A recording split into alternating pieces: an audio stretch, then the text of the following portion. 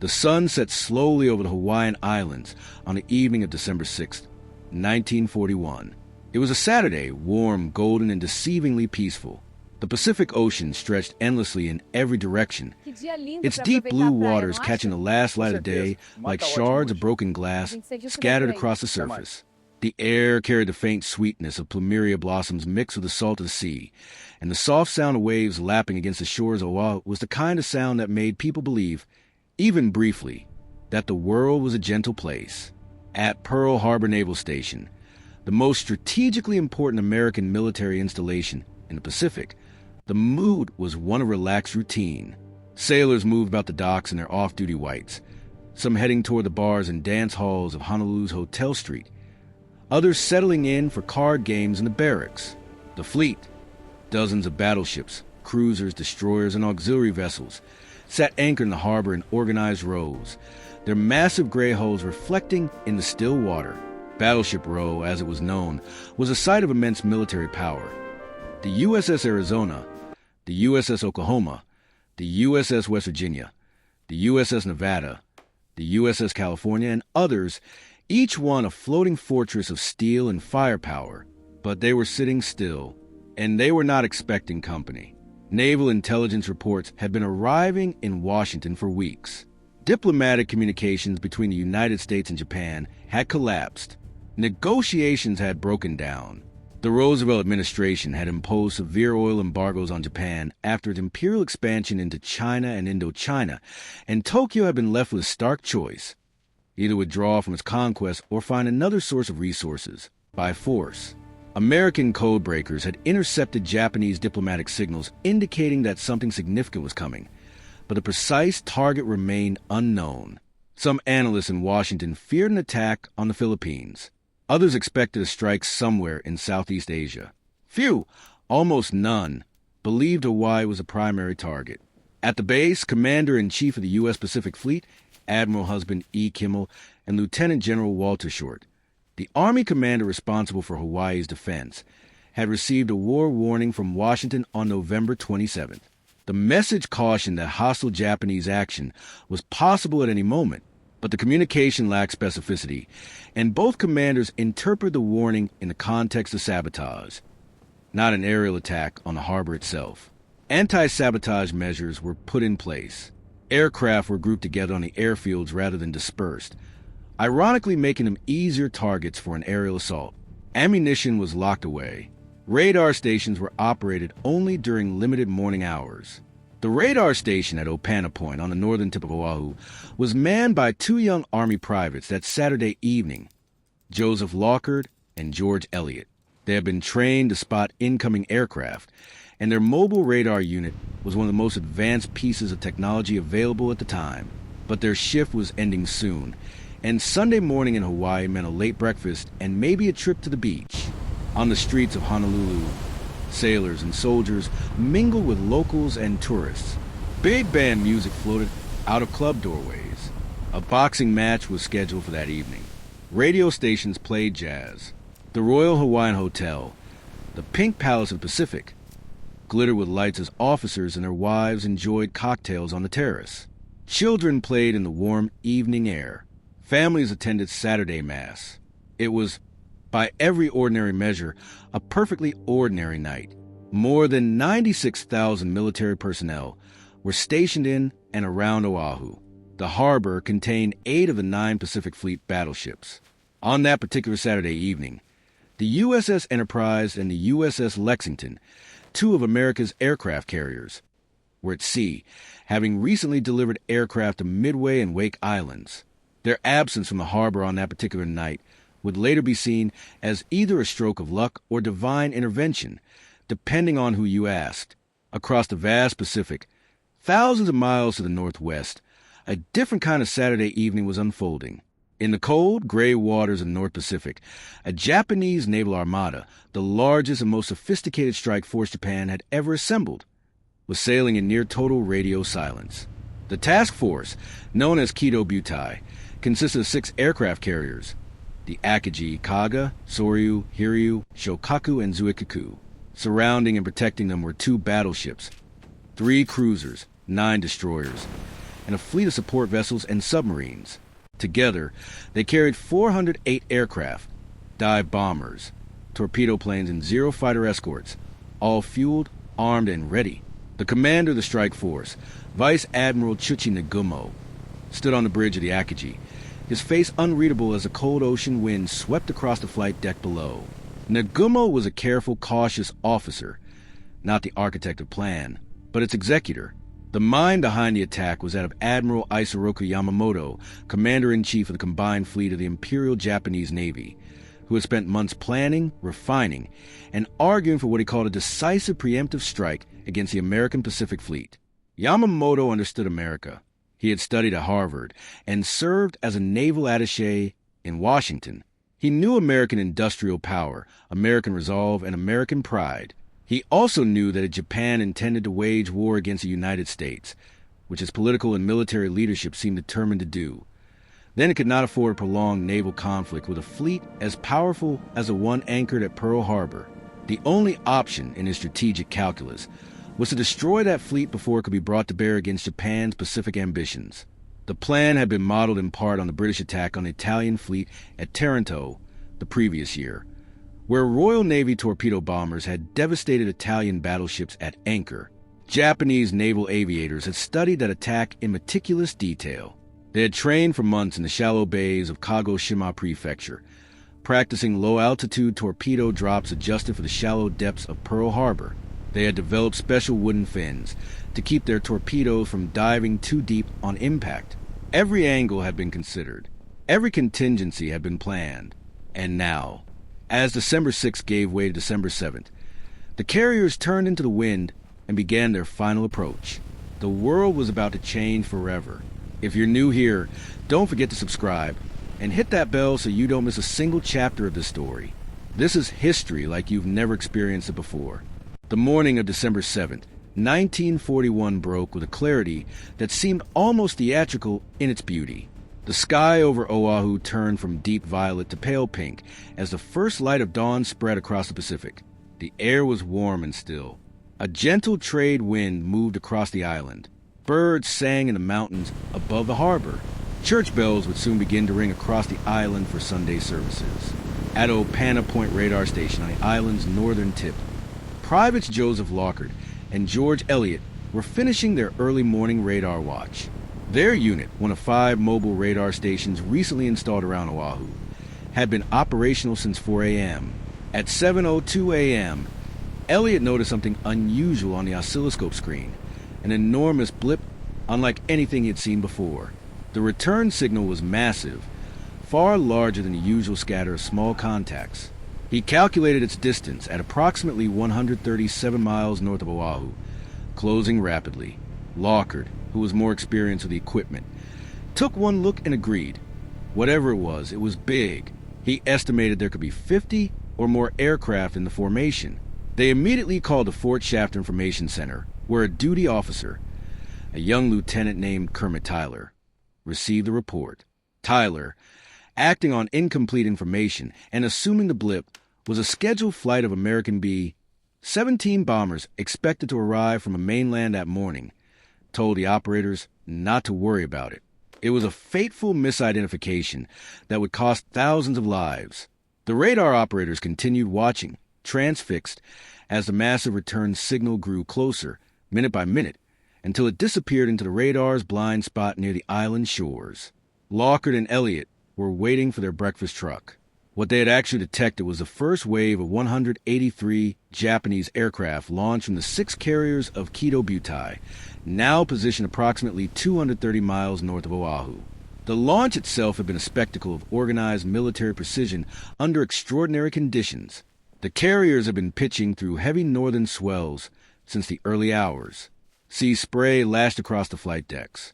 The crews of the Akagi, Kaga, Soryu, Hiryu, Shokaku, and Zuikaku worked by dim deck lighting, hauling aircraft into position, fueling engines, loading torpedoes and armor-piercing bombs. The pilots had risen before dawn, eaten a ceremonial breakfast of rice and red beans, traditional Japanese food for auspicious occasions, and received their final briefings. Commander Mitsuo Fukuda, the air strike commander chosen to lead the first wave, climbed into the cockpit of his Nakajima B-5N torpedo bomber, designated as the lead aircraft. Fukuda was among the most experienced aviators in the Imperial Japanese Navy, a veteran of aerial combat over China, a meticulous planner, and a man of almost legendary coolness under pressure. He wore a white headband, a hachimaki, beneath his flight helmet, a symbol of warrior resolve borrowed from samurai tradition.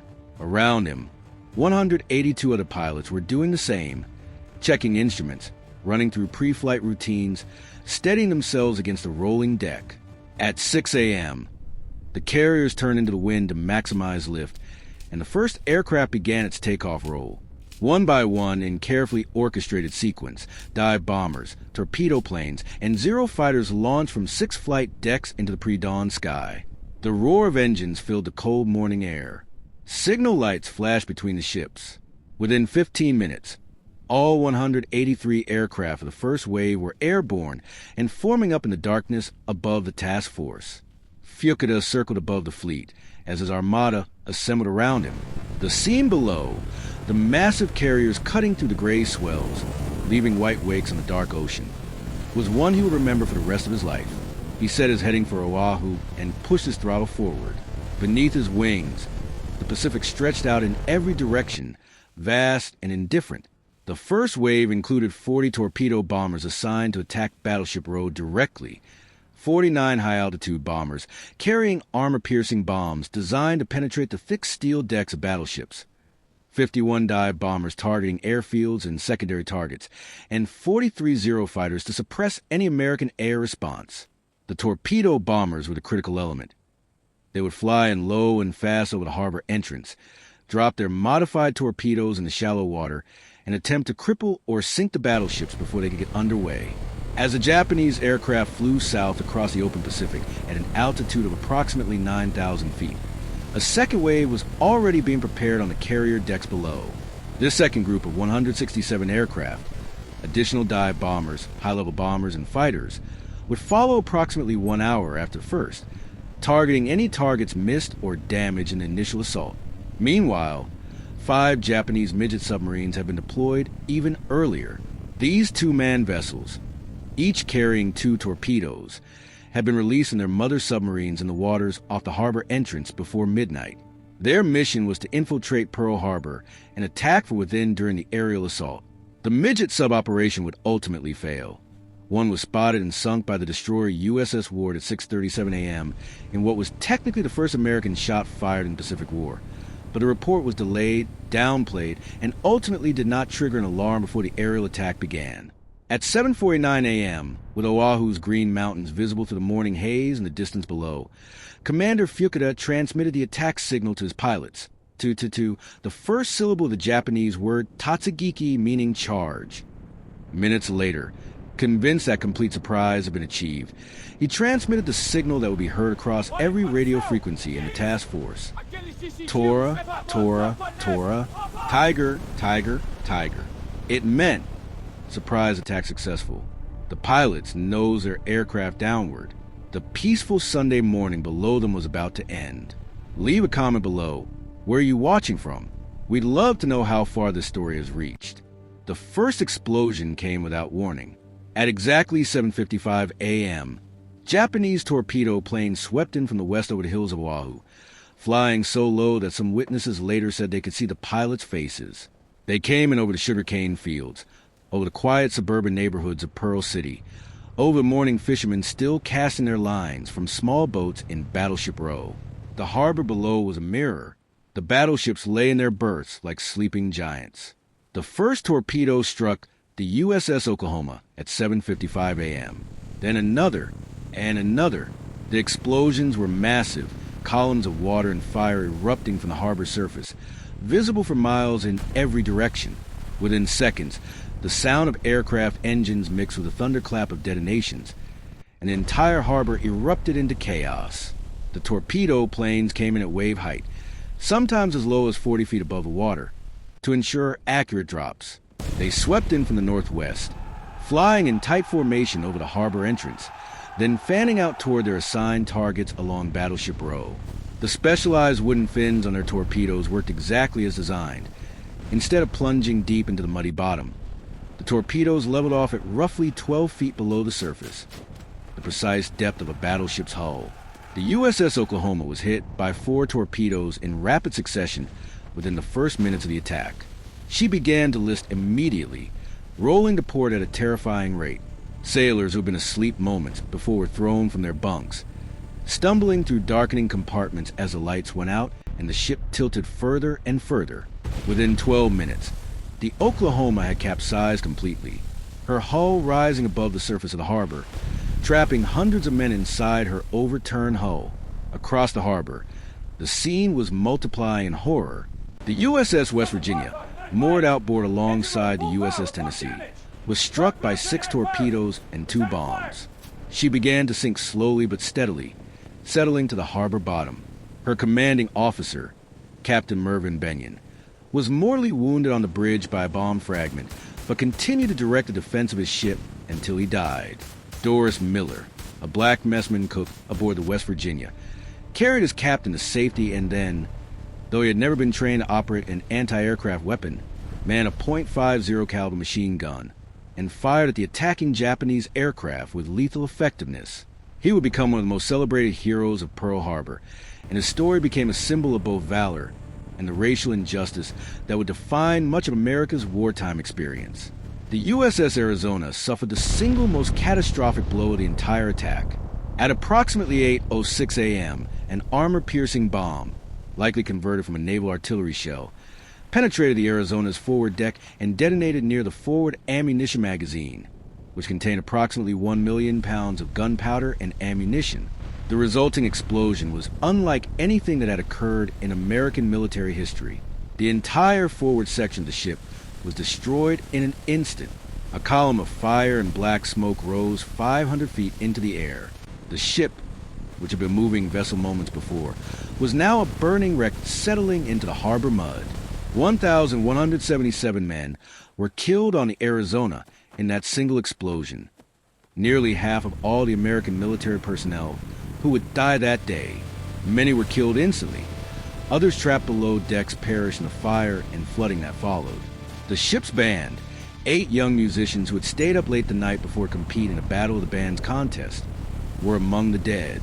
The Arizona still lies on the bottom of Pearl Harbor today. She was never salvaged. She was made a memorial. She is considered a war grave. More than 900 of her crew members remain entombed within her hull. On the airfields across Oahu, the situation was equally devastating. At Hickam Field, Wheeler Field, Kaneohe Naval Air Station, and Ava Marine Corps Air Station, Japanese Zero fighters and dive bombers swept in to destroy American air power on the ground.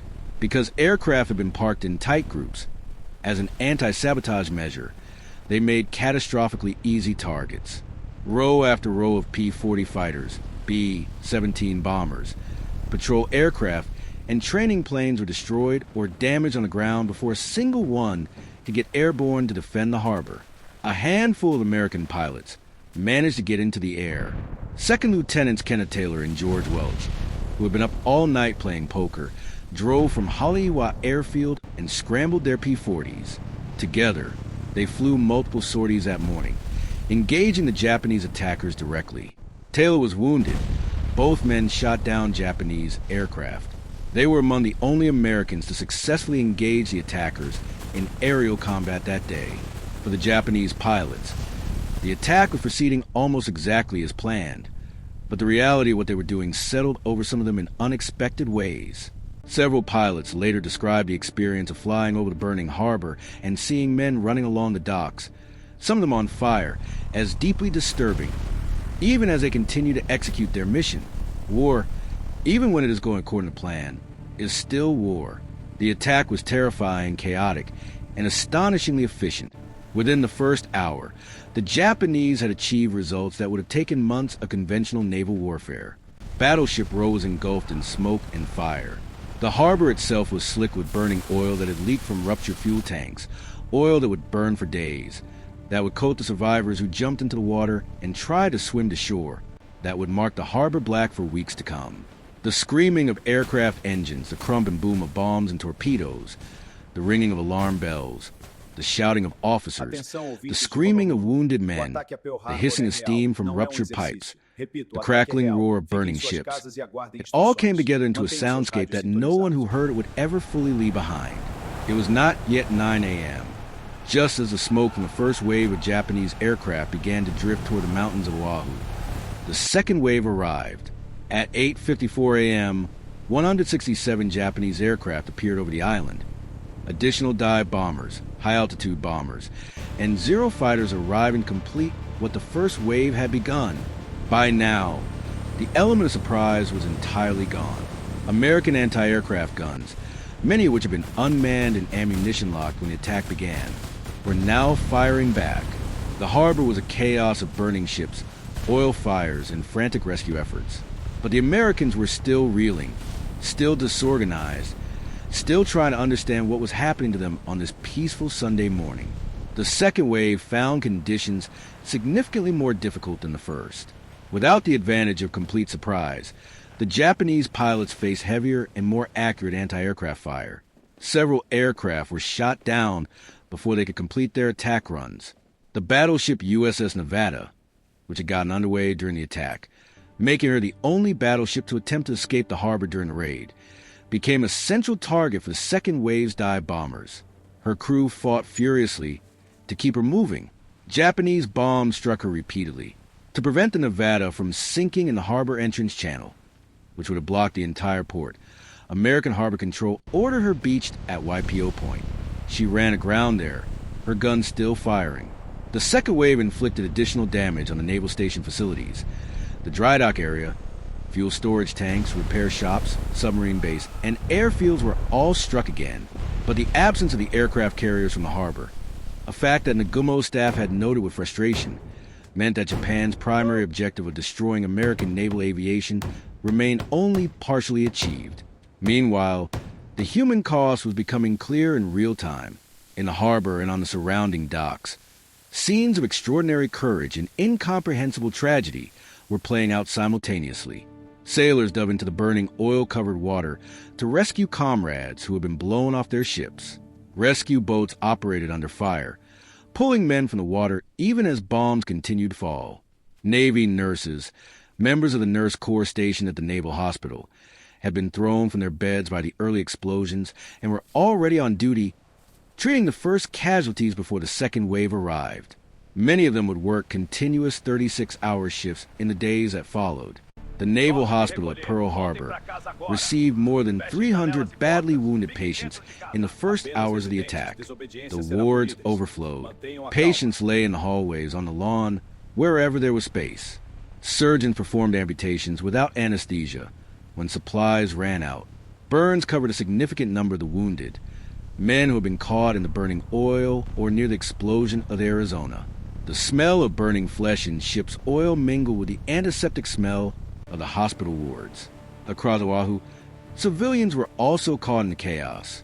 The Japanese attack was not precise. Several bombs and shells fell on civilian neighborhoods in Honolulu. Some of this was caused by American anti-aircraft shells falling back to Earth after failing to detonate at altitude. A neighborhood in Honolulu called McCully was struck. Houses were damaged and civilians were killed. Residents of Oahu who looked out their windows on that Sunday morning saw smoke rising from the harbor, heard the sound of explosions, saw the Japanese aircraft with the red rising sun painted on their wings flying overhead. Many initially thought it was an exercise. The U.S. military conducted frequent training operations over the island, and the sight of aircraft and even explosions was not entirely unusual. Radio broadcasts began interrupting Sunday morning programming to announce that the attack was real, that Japanese aircraft were bombing Pearl Harbor, and the shock that rippled to the civilian population of Hawaii was unlike anything the islands had ever experienced. The Japanese submarine I-70 was operating offshore, monitoring the attack. Midget submarines, despite their ultimate failure to penetrate the harbor, had caused additional alarm. The entire perimeter of Oahu was suddenly a zone of potential danger. Military police began setting up checkpoints. Residents were ordered indoors. Blackout orders were issued in the water of Pearl Harbor. The most desperate human drama of the day was unfolding. Men trapped inside the overturned hull of the USS Oklahoma were still alive, dozens of them, sealed in air pockets of the darkness, the harbor water rising around them. They could hear tapping from other survivors in adjacent compartments. Some began tapping back in a desperate form of communication. Above them, on the outside of the overturned hull, sailors and workers used acetylene torches and sledgehammers to cut through the steel plates. Over the next 36 hours, 32 men would be rescued from inside the Oklahoma's hull. Hundreds more would not survive. The last Japanese aircraft departed Oahu at approximately 9:55 a.m. The attack had lasted less than 2 hours. In that time, the United States Navy had suffered the worst single-day loss in its history. When the smoke began to clear and the sound of aircraft engines faded, what remained was a harbor that looked as though the end of the world had come and gone. The Arizona burning and sinking, the Oklahoma capsized, the West Virginia and California on the bottom, the Nevada beached and smoking, the Shaw destroyed in dry dock, Hickam Field cratered and burning, nearly 190 American aircraft destroyed on the ground. 2,403 Americans were dead. 1,178 were wounded. The numbers were almost incomprehensible, and they would define American consciousness for the next 4 years of war. If this story is moving you, subscribe and share it. History this important deserves to be seen by everyone. The news reached the American mainland in fragments, each one more shocking than the last. It was still Sunday morning in Washington, D.C. when the first reports arrived. Secretary of the Navy Frank Knox received a phone call at approximately 1:40 p.m. Eastern Time. The attack had begun just minutes before in Hawaii, given the time zone difference. Knox was stunned into brief silence before he began making calls. President Franklin D. Roosevelt was at his desk in the Oval Study, eating lunch and reviewing papers, when the Secretary of the Navy called him with the news. Roosevelt's reaction, as described by those present, was one of controlled but profound shock. His face tightened. He set down his food. He picked up the phone and began making calls. Within minutes, the White House was transformed into a command center. Cabinet members were summoned. Military chiefs were called in. The entire apparatus of the American government lurched into emergency motion. At 2:28 p.m. Eastern Time, the CBS radio network interrupted its Sunday afternoon programming with an urgent bulletin read by announcer John Daly. The Japanese have attacked Pearl Harbor, Hawaii, by air. President Roosevelt has just announced. The attack also was made on all naval and military activities on the principal island of Oahu. Across America, millions of people heard those words. They were listening to radio, as virtually all Americans did on Sunday afternoons, to music, to football games, to variety shows. And suddenly the announcer's voice changed, and the world changed with it. The reaction was immediate and overwhelming. In New York City, crowds gathered on Times Square, staring at the news ticker above. In small towns across the Midwest, families sat around their radios with white faces and tight hands, listening to news repeat itself over and over. In California, on the Pacific coast, closest to the Pacific Theater, there was outright panic in some communities. Air raid sirens sounded in Los Angeles. Blackout curtains were hastily improvised. The fear was real and immediate. If Japan could attack Hawaii, could attack California? Young men across the country began lining up at military recruiting offices before they even closed on Sunday. By Monday morning, the line stretched around the block in nearly every city. The enlistment rate in the days following Pearl Harbor was unlike anything America had seen since the Civil War. Thousands upon thousands of young Americans, farmers, students, factory workers, athletes, teachers, made a decision to go to war. In Congress, the reaction was one of controlled fury. Members who had spent the previous years arguing fiercely against American involvement in the European War. The isolationist movement had been powerful and vocal throughout the late 1930s and into 1941. Now found themselves, almost unanimously, prepared to declare war on Japan. The America First Committee, the most prominent isolationist organization in the country, would dissolve itself within days. But the news was not yet fully understood. The full scale of the destruction at Pearl Harbor, the number of ships lost, the number of men dead, was not released to the public immediately.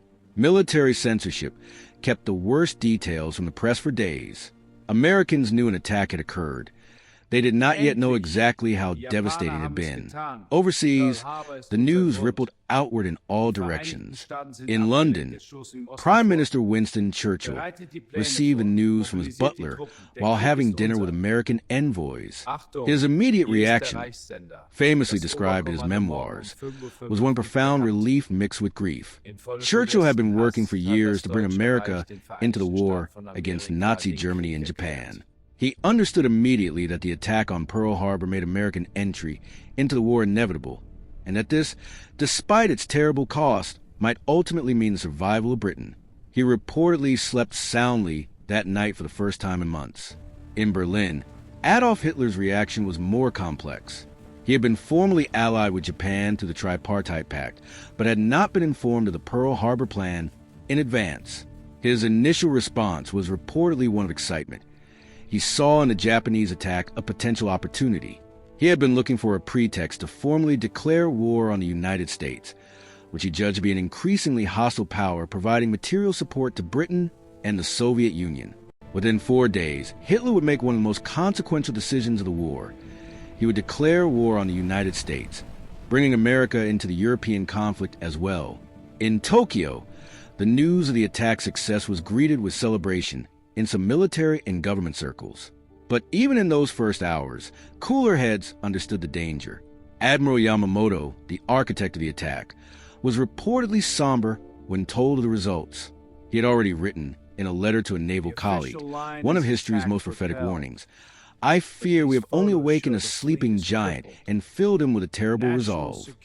In the Philippines, then an American Commonwealth territory, the news arrived with particular urgency.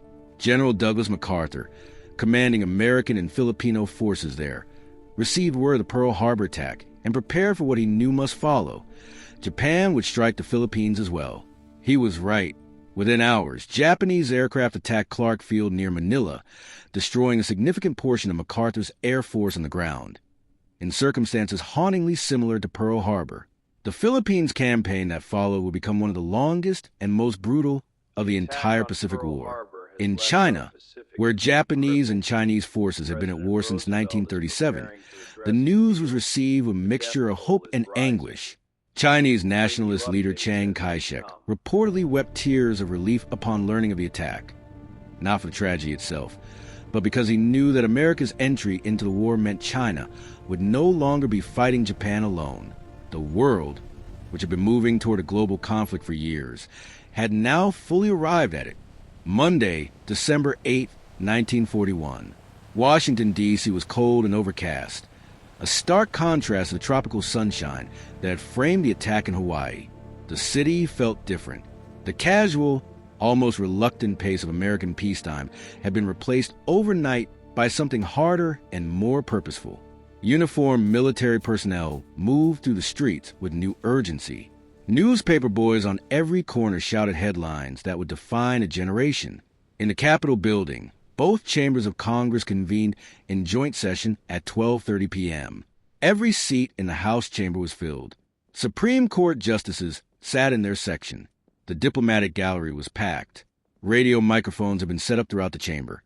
This address would be heard by virtually every American with access to a radio and by millions more around the world. President Franklin Delano Roosevelt entered the chamber at 12:29 p.m., leaning on the arm of his son James, who was in Marine uniform. Roosevelt had been paralyzed from the waist down by polio since 1921. He used a wheelchair in private, but rarely appeared publicly in one. He walked, with great effort, using leg braces and gripping his son's arm, to the podium. The chamber fell into a silence, so complete that the sound of his footsteps on the marble could be heard. He placed his speech on the podium. He looked out at the assembled Congress and the nation beyond, and he spoke. "Mr. Vice President, Mr. Speaker, members of the Senate and the House of Representatives, yesterday, December 7, 1941, a date which will live in infamy, the United States of America was suddenly and deliberately attacked by naval and air forces of the Empire of Japan. The phrase, a date which will live in infamy, has echoed through American consciousness for more than 8 decades. But what is often less appreciated is the full weight of the speech that followed, spare, precise, and devastatingly effective. Roosevelt did not resort to dramatic rhetorical flourishes. He stated facts. He listed the other Japanese attacks that had occurred simultaneously with Pearl Harbor: Malaya, Hong Kong, Guam, the Philippines, Wake Island, Midway Island. He made clear that Pearl Harbor was not an isolated incident, but the opening move of a coordinated strategic offensive across the entire Pacific. He asked Congress to declare that since December 7, 1941, a state of war had existed between the United States and the Empire Japan. The speech lasted 7.5 minutes. Congress voted within the hour. The Senate voted 82-0 in favor of the declaration of war. The House voted 388-1. The single dissenting vote came from Representative Jeanette Rankin of Montana, a committed pacifist who had also voted against entry into World War I. She faced fierce condemnation for her vote and had to be escorted to a phone booth by Capitol Police to avoid the angry crowds. History has since treated her more sympathetically. Roosevelt signed the declaration of war at 4:10 p.m. on December 8, 1941. The United States of America was officially at war with Japan. 4 days later, on December 11, Germany and Italy, honoring their tripartite pact obligations and following Hitler's calculated decision, declared war on the United States. Congress responded within hours with counter-declarations. America was now at war on two fronts, in two oceans, against two of the most powerful military forces in the world. For the American people, the effect of Roosevelt's speech was galvanizing in a way that is difficult to fully appreciate from the distance of more than 80 years. This was a nation that had just come to the Great Depression, a decade of economic devastation, unemployment, and doubt. A significant portion of the population had been deeply resistant to involvement in another foreign war, and yet, in a matter of hours, the country had made an almost total psychological pivot. The isolationism that had dominated American political discourse for years evaporated virtually overnight, not because Roosevelt's speech was the greatest rhetoric ever heard, though it was certainly effective, but because Pearl Harbor itself had done what no speech could. It had made the war personal for every single American. The attack had struck not a distant ally, not a foreign land, but an American naval base on American soil, or near enough that it felt that way. American boys were dead. American ships were burning. The sleeping giant, as Yamamoto had feared, had been awakened. Tell us in the comments, what is the history that moves you most? And if you want to see more stories like this one, subscribe and share this video with someone who needs to know this history. In the days that followed the attack, Hawaii was a different place. The beautiful, sun-drenched paradise that American soldiers and sailors had called a posting almost too good to be true was now a garrison, tense, watchful, and operating under conditions unlike anything the islands had ever experienced. On December 7th itself, Governor Joseph B. Poindexter declared a state of emergency. By the end of that day, he had transferred authority to the military commander, General Walter Short, effectively placing the entire territory under martial law. It was a profound and controversial decision, one that will remain in effect in various forms for nearly 3 years. Under martial law, military tribunals replaced civilian courts. Freedom of the press was curtailed. Movement was restricted. A blackout order meant that by nightfall, every light on the island had to be extinguished, windows covered, cars driving without headlights. The once glittering hotel terraces plunged into darkness. The harbor itself was in a state of massive, urgent activity. Rescue operations continued around the clock. Salvage crews worked in the wreckage to recover bodies, retrieve weapons and equipment, and assess what could be repaired. The burned-out hulk of the Arizona still sent columns of black smoke into the sky. The body recovery operation was, by every account, one of the most harrowing duties American service members had ever performed. Many of those involved in the recovery work suffered profound psychological trauma that, in 1941, had no recognized name and no established treatment. The harbor smelled of oil, burned metal, and death for weeks. Military engineers and sailors worked with astonishing speed and effectiveness to repair and salvage what could be recovered. Of the 8 battleships struck during the attack, 6 would ultimately be repaired and returned to service. The Nevada, beached at YPO Point, was refloated within months. The West Virginia and California, both sunk in the harbor, were eventually raised, repaired, and returned to combat. The Oklahoma was raised but deemed too damaged to return to service. The Arizona and the Utah, a former battleship used as a target and training vessel, were declared total losses. The repair of the Pacific Fleet in the aftermath of Pearl Harbor stands as one of the most remarkable feats of American industrial and military engineering in the war, a testament to the capacity of a mobilized nation to recover from even its worst disasters. But the aftermath of Pearl Harbor was not only a story of heroism and recovery, it was also a story of fear and of the terrible things that fear can lead a society to do. The presence of a large Japanese-American community in Hawaii, and crucially on the American mainland, immediately became the subject of intense suspicion.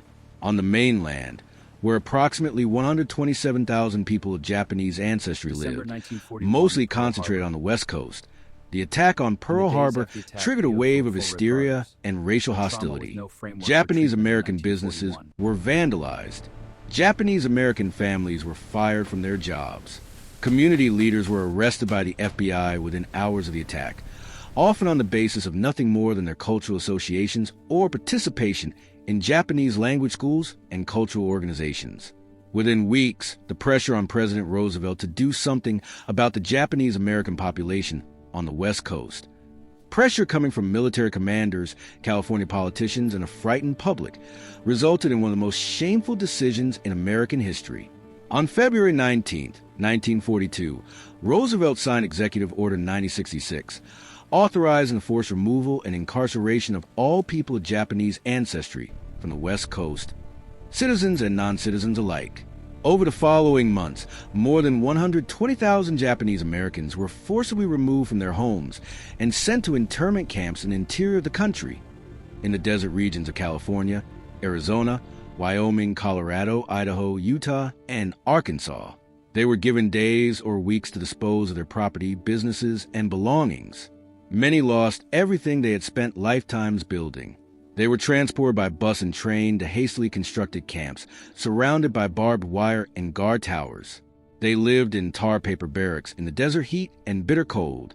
2/3 of those incarcerated were American citizens, born in the United States. Their crime was their ancestry.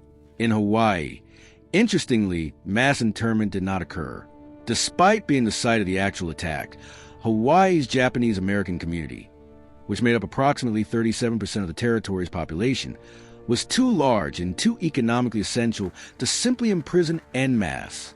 While some community leaders were arrested and some restrictions were imposed, the majority of Japanese Americans in Hawaii were not interned. Many Japanese Americans on the mainland responded to their incarceration by volunteering to serve in the U.S. military.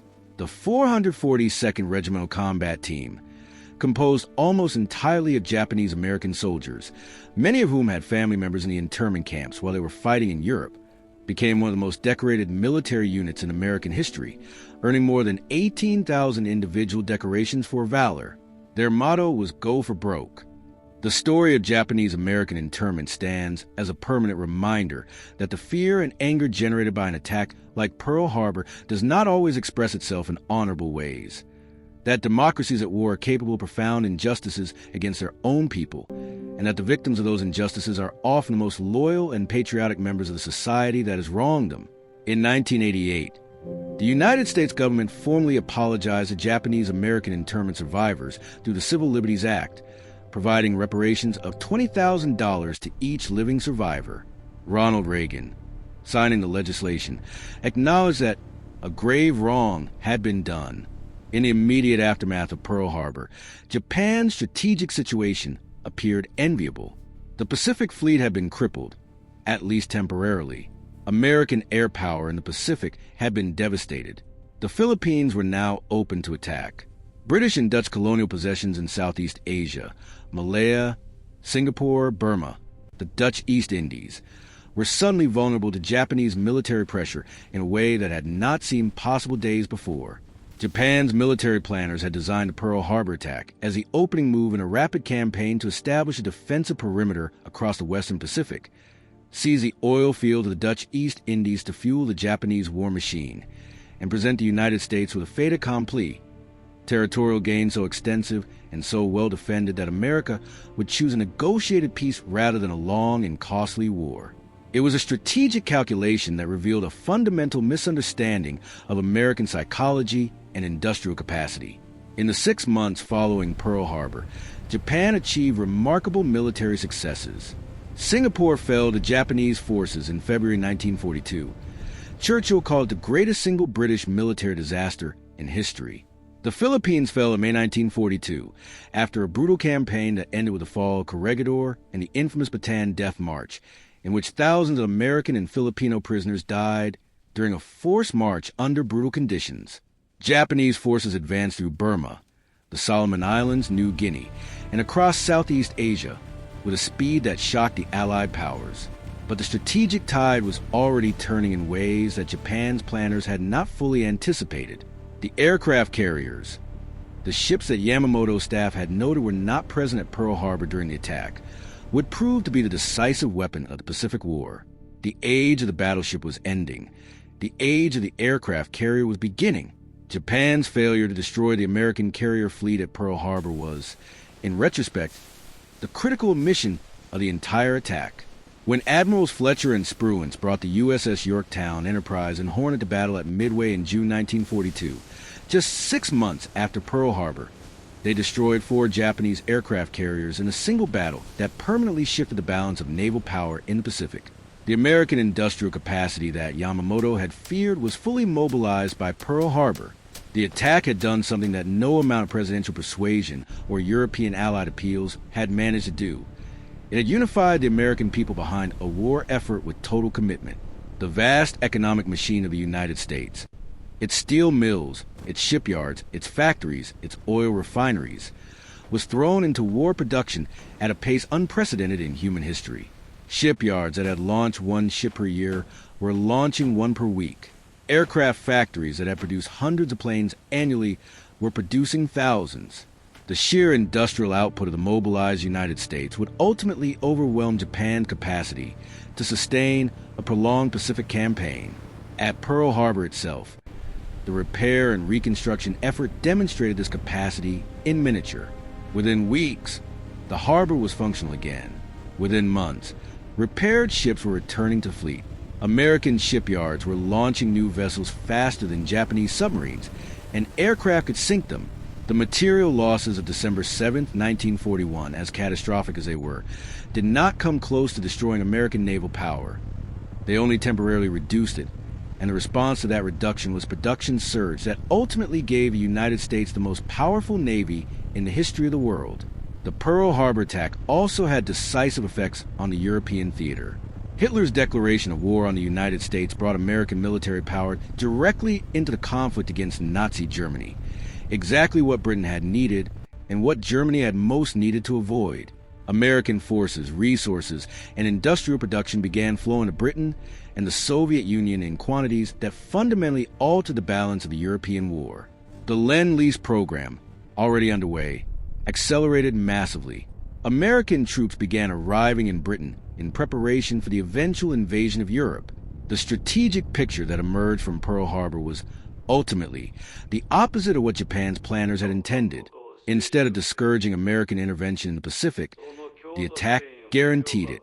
Instead of destroying American will, it unified it.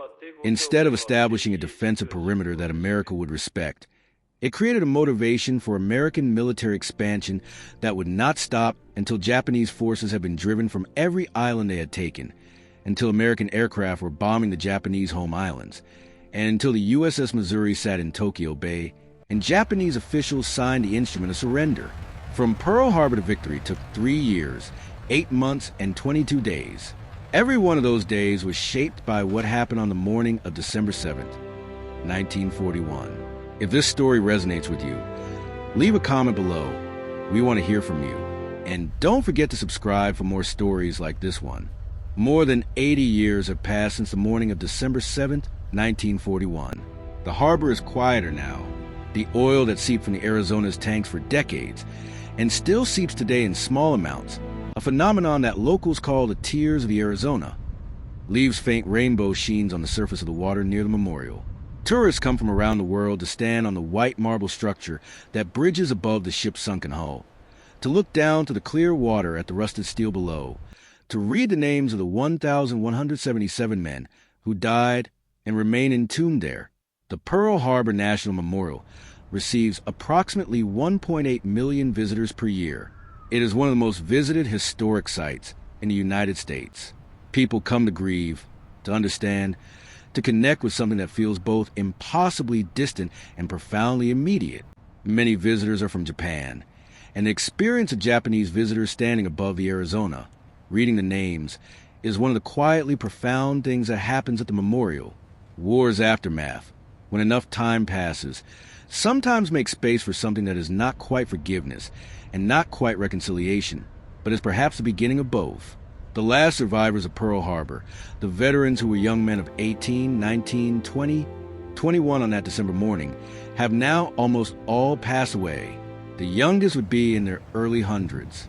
The veterans of World War II are leaving us, one by one, and with their passing goes something irreplaceable. The direct, embodied memory of what that war was, what it felt like, what it cost.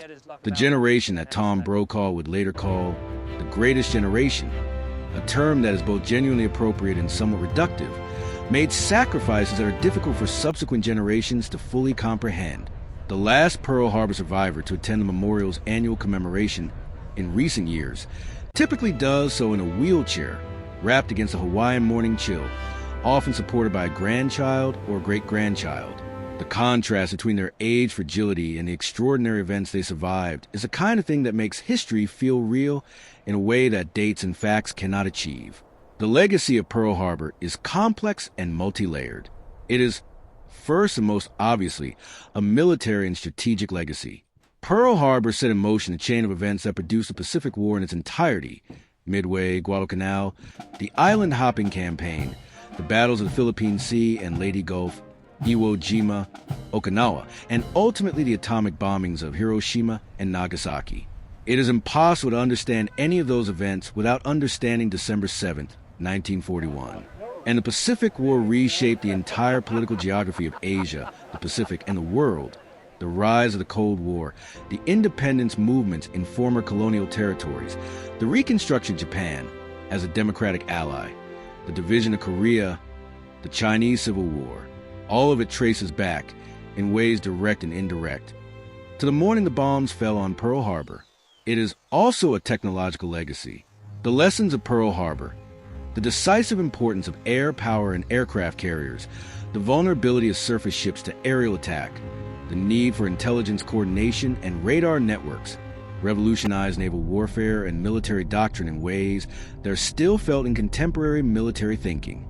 The U.S. Navy that emerged from World War II and that has dominated the world's oceans ever since was shaped fundamentally by the lessons of December 7th, 1941. But perhaps most importantly, Pearl Harbor is a human legacy. The 2,403 Americans who died on that Sunday morning were not abstractions. They were people. They had names and faces and futures that were stolen from them. They were the Arizona's young bandsmen who had stayed up late competing in a music contest. They were Doris Miller, the messman cook who manned a machine gun he had never been trained to use because the situation demanded it. They were the sailors trapped in the Oklahoma's hull, tapping on the steel in the darkness, waiting to be found. They were the nurses at the Naval Hospital who worked through the night without enough supplies, without enough hours, without enough of anything except determination. They were the young pilots who scrambled from Haleiwa Airfield and flew into a sky full of Japanese aircraft because that was what the moment required. They were also, it must be said, the Japanese pilots who carried out the attack. Young men trained to believe that what they were doing served their nation and their emperor, many of whom would themselves die in the long war that followed. War's capacity to create both heroes and victims on all sides is one of its most enduring and painful truths. The legacy of Pearl Harbor also includes its political and civil liberties dimensions: the Japanese-American internment, the suspension of civilian governance in Hawaii, the expansion of executive power, the relationship between national security and civil rights. These are not comfortable legacies. They are cautionary ones. They remind us that great democracies, under pressure of fear and crisis, can make terrible mistakes, and that the recognition and correction of those mistakes is itself part of what a democracy must do to remain worthy of a name. The phrase "Remember Pearl Harbor," which became one of the defining slogans of the American war effort, was a call to national unity, to sacrifice, to the shared purpose of a generation. It worked in the sense that it focused collective emotion and resolve. But remembering Pearl Harbor in the full sense means remembering all of it: the heroism and the injustice, the sacrifice and the error, the courage and the fear, the strategic genius and the strategic blindness, the moment of extraordinary human decency and the moments of devastating human failure. History is never simple. That is what makes it worth studying. On December 7th of each year, the memorial at Pearl Harbor holds a commemoration ceremony. The flag is flown at half-staff. A moment of silence is observed at 7:55 a.m., the exact moment the attack began. Reeds are laid on the water above the Arizona. The names of the dead are read aloud.